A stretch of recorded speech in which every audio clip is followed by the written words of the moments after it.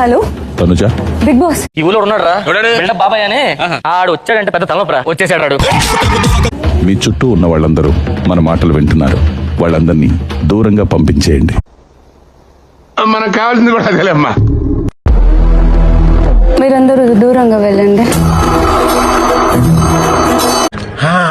అటు తిరిగి నా మీదగా వస్తాడు అనుకున్నా. Tanuja, big boss. ఇప్పటి నుంచి కంటెండర్షిప్ టాస్క్ మొదలైంది. మళ్ళీ కొత్త కాన్సెప్టా? ఊపిరి పీల్చుకోవడం కూడా టైం ఇవ్వట్లేదురా. ఈ విషయాన్ని అందరికీ చెప్పండి. ఇలా బుక్ అయిపోయానేంట్రా దేవుడా, తీసుకెళ్ళకపోతే వాళ్ళు చంపేస్తారు. ఈ కంటెండర్ గురించి బిగ్ బాస్ ఇంకా ఏదున్నా ఫోన్ లోనే మాట్లాడతారంట. అరే పెద్ద సమస్య వచ్చి పడిందే, ఇప్పుడు ఏం చేద్దాం? నీకేం చెప్పారు? అదే చెప్పారు. ఇంతగానో దిక్కుమాలిన స్టేట్మెంట్ ఇక చూడం. సీక్రెట్ టాస్క్ చెప్పడం రావట్లని. ఇన్నేళ్ళు నాతో తిరిగి నా గురించి ఇదేనా మీరు తెలుసుకుంది?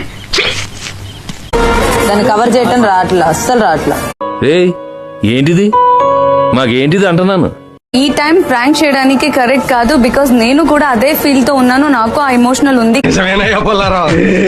కాబట్టే. అది నమ్మితే ఏమో కంటెండర్ అయిద్దేమో, మనందరం నమ్మితే.